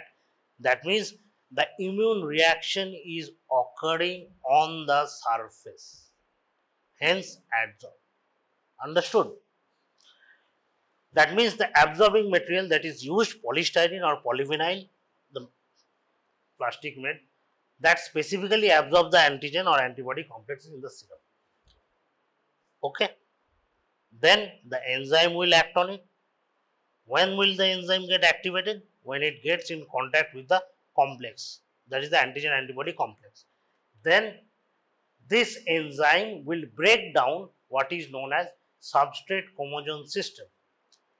The chromogen is a substance which will give color. Normally it will not give color. Why? Because there is another substance which is actually blocking this action. What the enzyme will do, it will split the substrate from the chromogen. When it is being splitted, the chromogenic substance will produce color. Now how much color will be produced?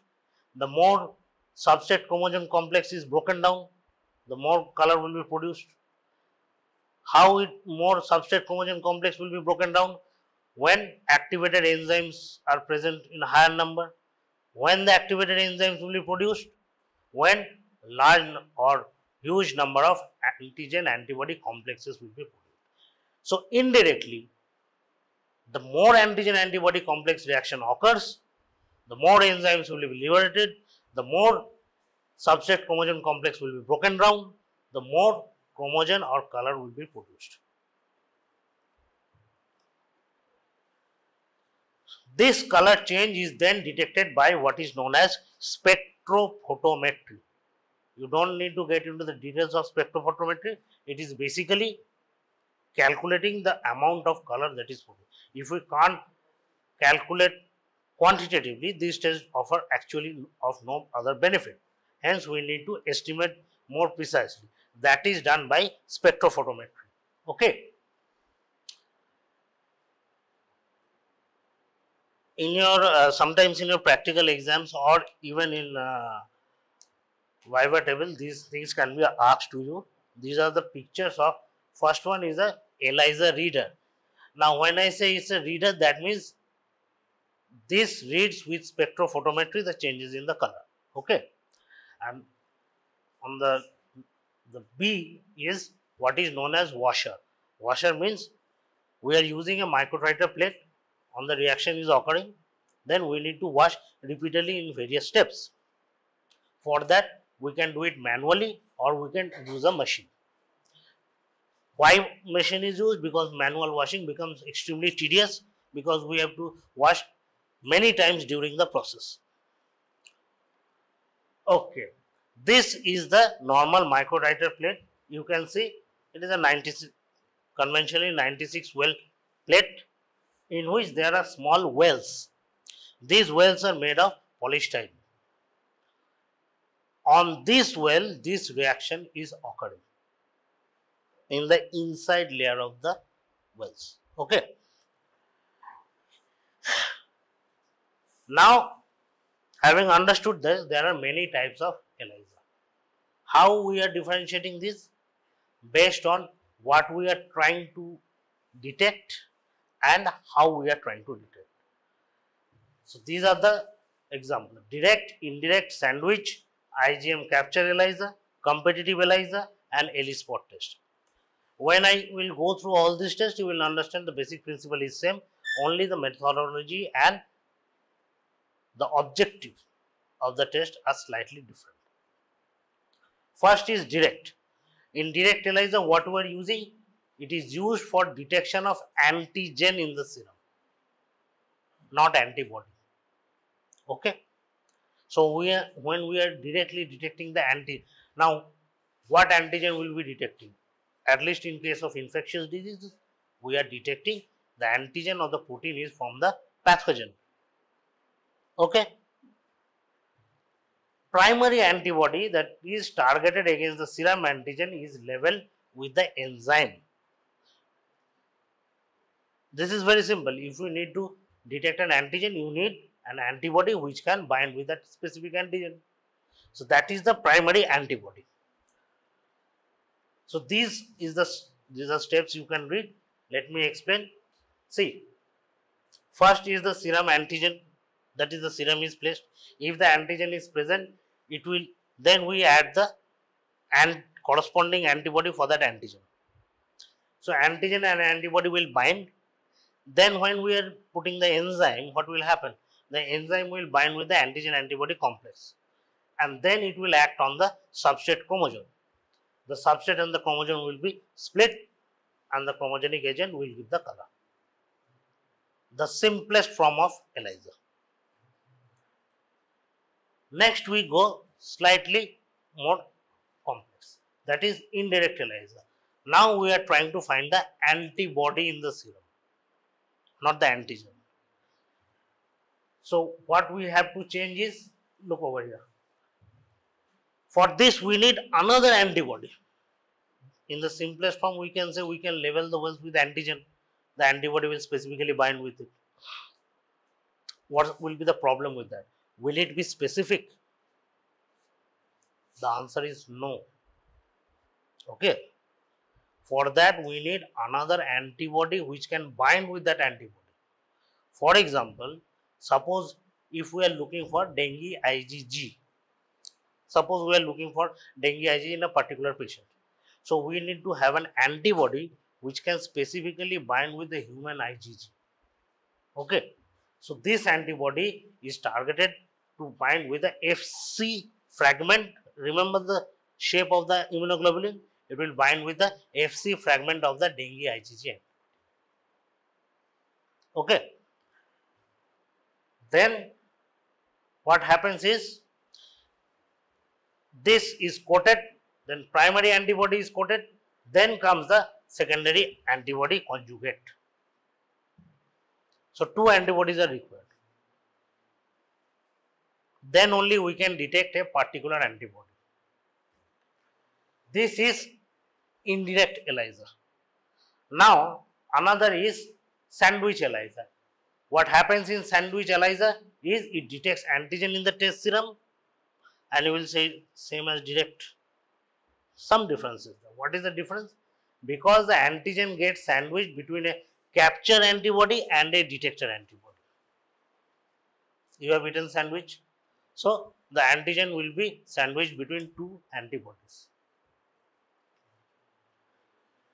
See, over here the microtiter plate, the wells are now pre-coated with antibody. Earlier we were not using plain wells which were not coated. Have you understood? Now here it is pre-coated with antibody. What type of antibody? It's a monoclonal antibody. Then the patient serum is added. The antigen within the patient serum will be captured by this antibody. Then we add the detector antibody. This detector antibody will detect specifically with that antigen, thereby making it much more specific. So in direct ELISA, specificity is less, but if we use sandwich ELISA, specificity increases. Look over here. This is the capture antibody. It is already pre-coated. Then we place the patient serum. Now, if the antigen is present, it will bind with the capture ELISA. Then we add the conjugate antibody. This will bind with the antigen antibody complex. When it binds with the antigen antibody complex, this will activate the enzyme and rest is same. This is called as sandwich ELISA. Understood? So in direct, we are directly detecting the antigen. In indirect ELISA, we are in indirect ELISA, we are detecting the antibody. In sandwich ELISA, we are detecting the antigen with the use of two specific antibodies. Now, another variation is what is known as the IgM antibody capture ELISA. Over here, why this is important? Suppose we want to detect whether IgM is present or IgG is present. For IgG, we can use a specific antibody which can bind with the Fc fragment. But for IgM, we need to specifically use specific antibody for IgM. Otherwise, we will not be able to detect IgM. Why this is required? I think you have read about many diseases. The detection of IgM levels are important in some diseases. Okay. For that, for example, it can be used for dengue, typhus, leptospirosis, commonly toxoplasmosis. You have read about the congenital toxoplasmosis? No. Okay.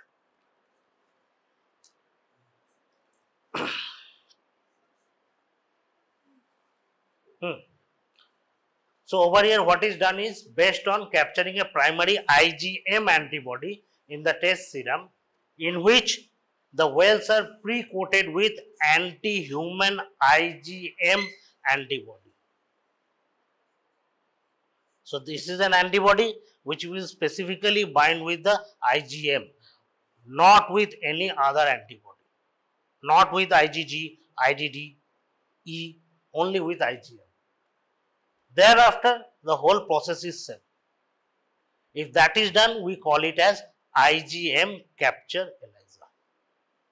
Okay. Another important variation is a competitive ELISA, in which the antigen in the test serum competes with another antigen of the same type that is coated on the whales. The primary antibody is first incubated in the solution with the serum containing antigen. Then antibody complexes are covered, then free. Okay. Enough of these details. Try to understand this one. What happens is the primary antibody and the antigen is to be measured, for which the antigen antibody mixture is added to the antigen coated whale. Over here, the whales are coated with antigen. Then the enzyme conjugate secondary antibody is added, which detects the antigen antibody complex. Understood or not? Geta geche? Geta geche to? Whale ki ache ekhane antigen. This antigen will react with the antigen antibody complex. Okay. Over here, we are trying to detect the antigen antibody complex. Now, one antigen is over here, other antigen is with the antigen antibody complex. There will be a competitive binding. All these are used to increase the specificity. Okay. These are variations. If you are able to remember the variations, is very good. But for your at least exam purposes, you should understand and be able to answer back about 4 types of ELISA. First is direct ELISA, indirect ELISA, sandwich ELISA, and capture ELISA, IgM capture ELISA. Why? For direct ELISA, we are directly measuring the antigen in the patient serum. In indirect, we are measuring the antibody in the patient serum. In case of sandwich, we are using to detect with the use of two antibodies, and in case of IgM capture ELISA, we are detecting IgM only. Okay, these are clear. Another is ELISA spot. Spot means on a nitrocellulose paper, the reaction occurs in a single point, not point but a wide, not a small point, but a circular region. This is called as ELISA spot. Function methodology is similar. What is difference is that it allows quantitative detection of, now we are not detecting antigen or antibody, but cells,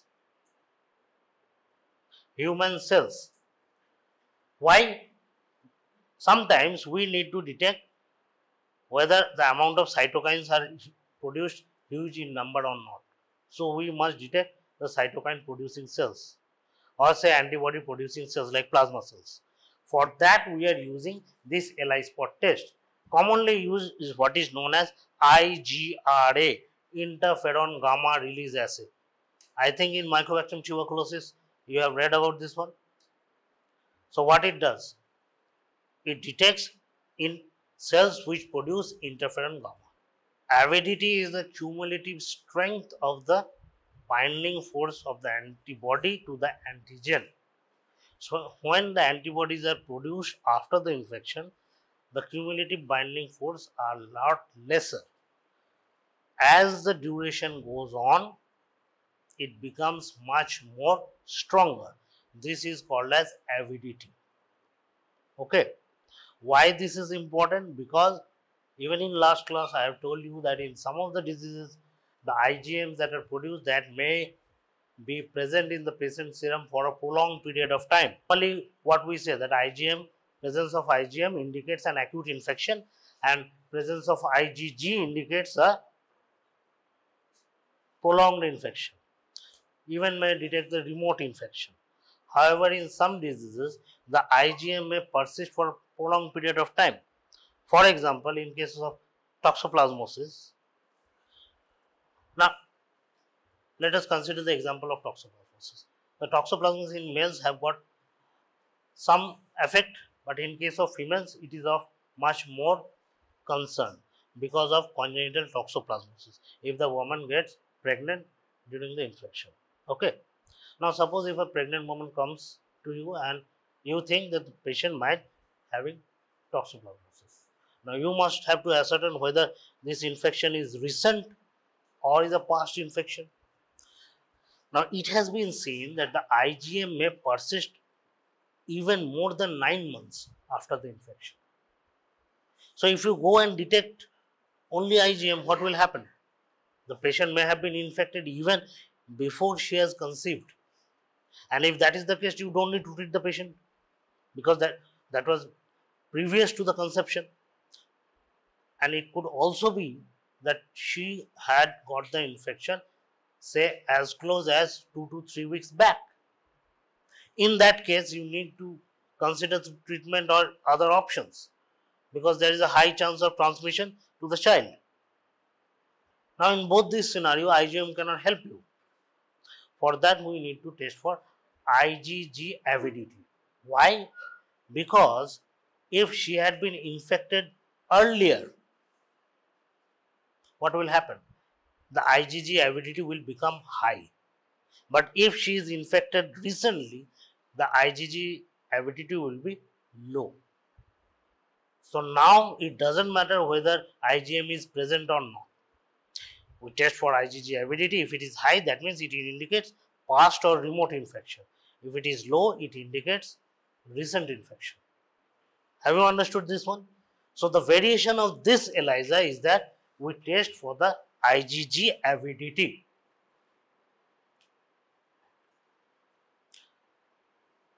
Now, these were the types of ELISA. Now, why we are studying this in so details? There must be some advantages of this procedure over other tests. What are the advantages? See, I have already told you we use a 96 well plate. So, a huge number of tests can be done in one go. It may take 2 to 3 hours, but in one go you can test a huge number of samples. Next advantage is, although slightly laborious, but it is economical. When you run a lot number of tests, from the laboratory point of view, it is also very economical. Then it has got high sensitivity, because we are using specific antigens and antibody, and furthermore, because of the more advanced use of monoclonal antibodies, specificity is also very high. In the last class I have told you, normally what happens, if you choose a specific test, the sensitivity decreases and vice versa. But over here, because of the use of specific antigen antibody and use of monoclonal antibodies, this test has both high sensitivity and specificity. Hence, these can be used for a confirmatory test. However, there are some disadvantages. Suppose there is a lab in which overall the sample size is very less, then it does not become economical anymore. Rather, it becomes more laborious. Say 1 or 2 samples are coming every day, then it becomes very tedious to work. And then you also need expensive equipment like a spectrophotometer for detection. These are the various diseases. I think you can go through it. Nowadays, almost all antigen antibody tests that have been done are used by ELISA. So in exam, you can give some examples. Now coming to enzyme linked fluorescence assay, I think I have already told you, but some particular differences you must understand. This is not an open method, not done manually. It's a closed method. That is, it's an automated system, and it uses a fluorometry. Example is VIDAS uses this principle is from Biomuro. Okay, so this is the VIDAS machine. It's a closed system machine. Okay, and these pipette looking substances are made of polystyrene, and the whole reaction occurs in this one. Okay, all the enzymes, substrates, all are present within this, and the end result is detection of the light that is emitted, that is the fluorescence. Now, what are the advantage of this fluorescent assay? Because it is automated, so manual effort is very minimal, and it also has an advantage of high sensitivity and specificity, and the turnaround time is even faster. What is turnaround time? Turnaround time is the time taken from submission of the sample to generation of the report of the test. Now, disadvantage is very simple, because it's an automated test, uses a more advanced fluorescence method, it will be very expensive. Next is immunofluorescence assay. Over here, what is done is, a fluorescent dye is used to, instead of an enzyme labeling antibody. This will bind with the antigens or antibodies bound on the cell surfaces. Hence, it can be easily detected even on microscope. Why? If we use a fluorescent microscope, then we can detect these fluorescent particles. Where these particles will be present? On the cells which are expressing the antigens. Okay, they can be detected using a fluorescent antibody.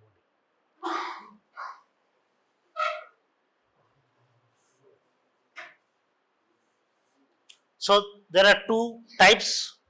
First is direct, in which the antigen is detected. Indirect, the antibody is detected. So in ELISA or immunofluorescence, direct means detection of antigen, indirect means detection of antibody. So in antigen detection, what will happen? Say in a patient's clinical sample, say a biopsy sample. We take the sample, then we use a primary antibody and a fluorescent level which will bind with the primary antibody. Where will the primary antibody will bind? I think in pathology you have read about many malignancies which expresses some types of proteins. Can you give any example? You have read now in pathology. So in pathology, immunofluorescence assay and immunohistochemistry becomes very important, because it can specifically detect cells which produces abnormal antigens, or the oncogenic proteins. The cells which have undergone malignant transformation will produce oncogenic protein.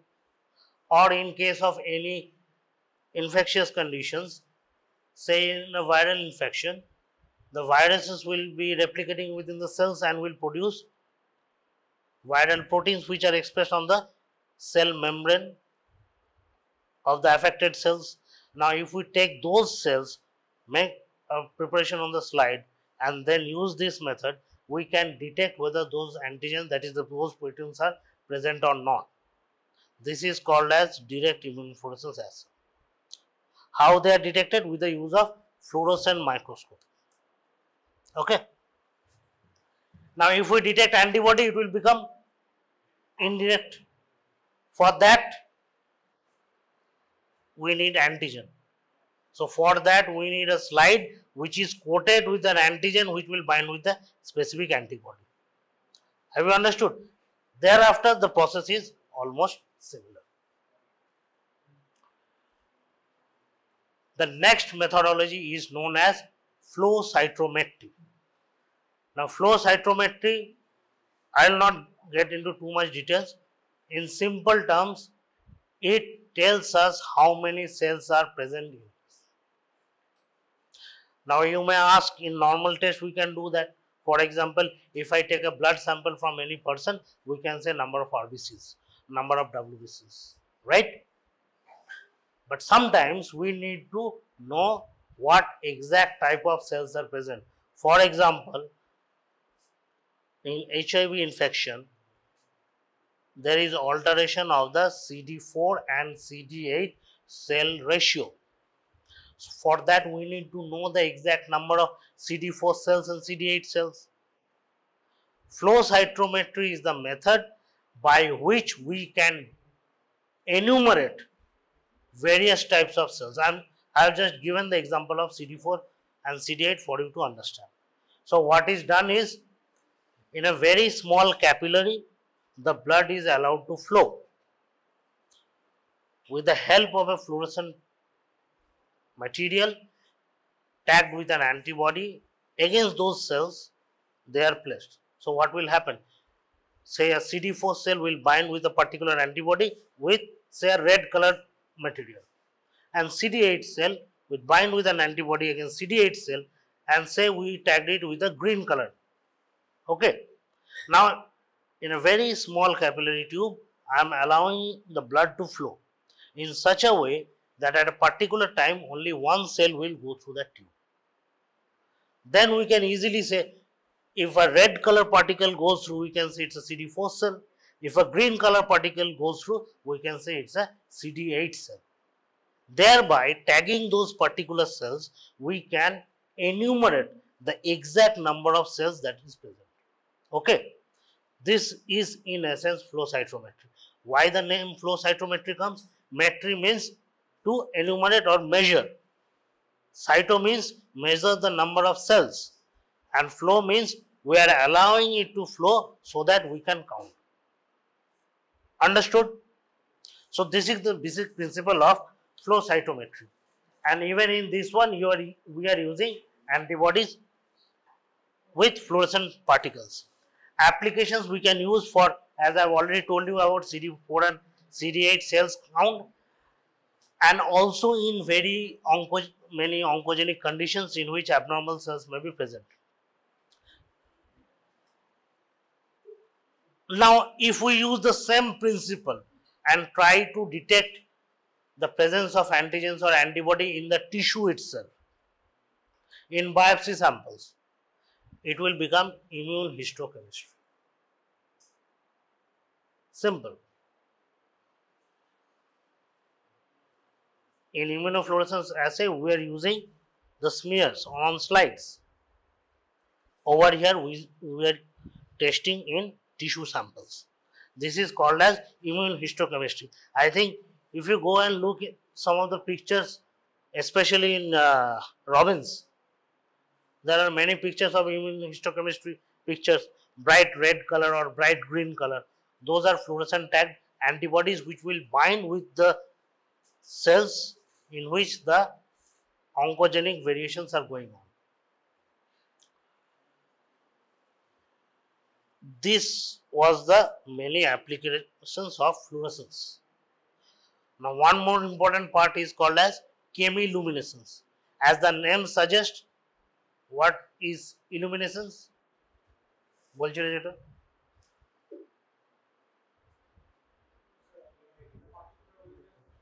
exactly. So in chemiluminescence, it's a chemical reaction which will end with illuminescence. Principle is same, but over here a chemical reaction occurs. Let go of all those fancy names. Try to understand. Basically, the antigen antibody reaction is detected with a chemical reaction. That chemical reaction will produce light because of the chemiluminescent compounds, and this light will be measured by a machine called as photomultiplier. This is chemiluminescent assay. Why this has been devised? Because it uses an automated method and it can use to detect the reactions much faster as compared to ELISA. So this is an example. Look over here. Say we are trying to detect the antigen, the primary antibody is tagged, and then this secondary antibody combined with the chemiluminescent material. When it binds with the antigen antibody complex, the chemical reaction will start occurring and the luminescent material will be liberated and it will start producing light. And then with a particular machine, we can estimate amount of light that is produced. So the advantages are 10 times more sensitive than ELISA. Okay. Then it is much faster. And over here the difference is we are measuring is chemiluminescence or light. Earlier we were measuring either a chromogen, that is color, or a fluorescence.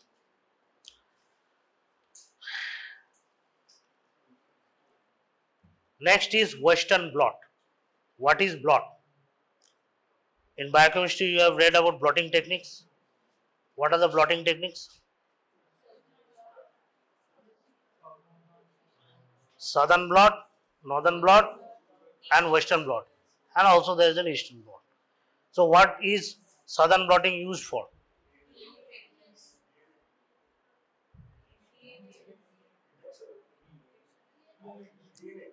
Sure. Okay. Northern blotting is used for RNA. Western blotting is used for protein. Very good. So over in Western blot we are detecting proteins. That is, it could be an antigen or antibody. Hence we are talking about Western blot, not about southern or northern blotting. In this procedure, first is SDS page. Do you know what is SDS page? Anybody? Basically it's a gel electrophoresis.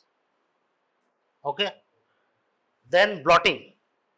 What does blotting stand for? Separation of the particular proteins, be antigen or antibody.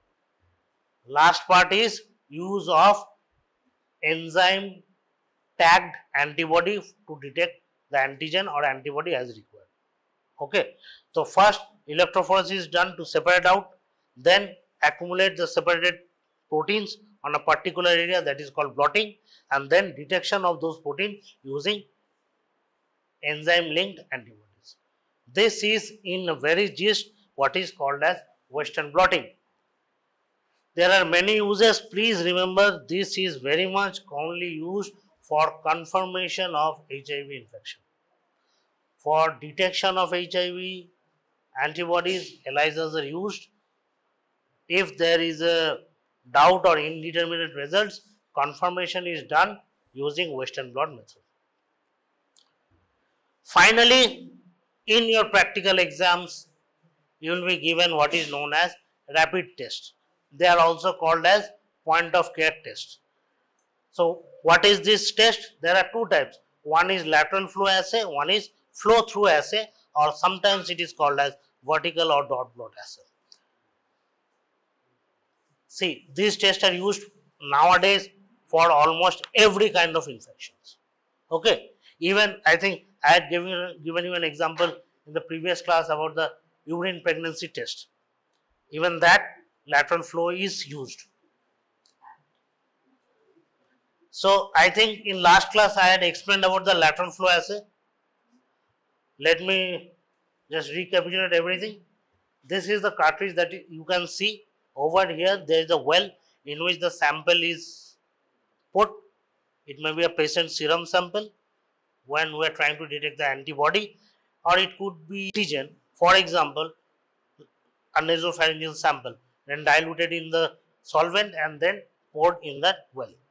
What will happen? The solvent will take along, the fluid will move from this well to other part by capillary action. Over here there are two bands. One is called as control band and the second one is called as the test band. So suppose if we are trying to detect, for example, IgM against say any virus. Commonly now dengue season is going on. Let us take the example of dengue. We are trying to detect dengue IgM. So in the test band, what is done is we attach specific monoclonal antibodies which will bind only with the dengue IgM, and in the control band we will use say an antibody which will bind with the IgG that is normally present in the patient serum. So if the control band is visible because of gold particles or colloid particles that are used, if the reaction occurs, the band will start being visible. If the control band is visible with the test band not visible, we say the test is negative. If both are visible, then we say the test is positive. If the control band is not visible, we say the test becomes invalid. Okay. So this is called as lateral flow. Why lateral flow? Because the assay occurs as the solution moves laterally through the capillary nitrocellulose paper by capillary action.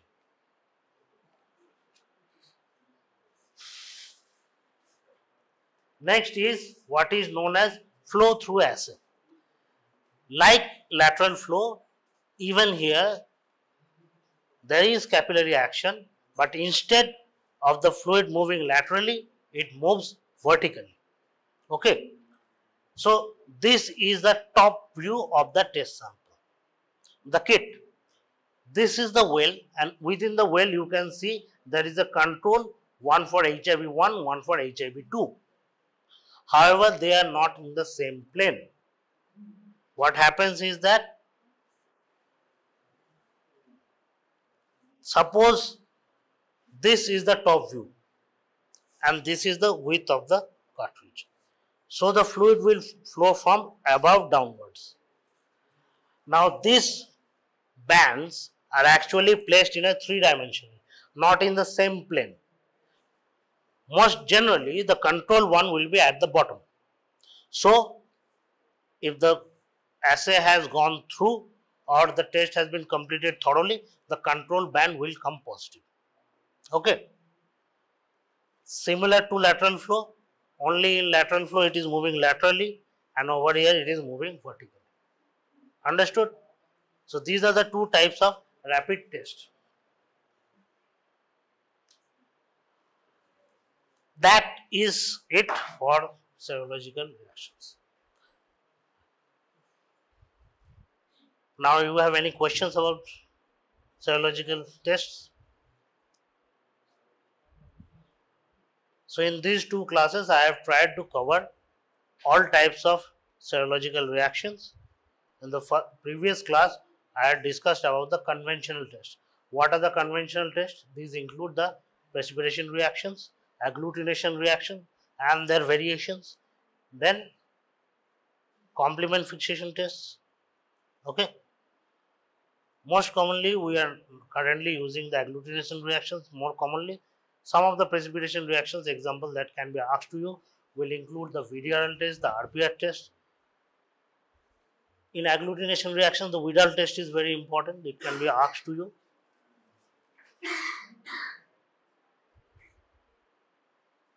Another important test that can be asked even in, I think, should have been covered in pathology and physiology is the Coombs test and the reverse Coombs test for detection of the anti-D.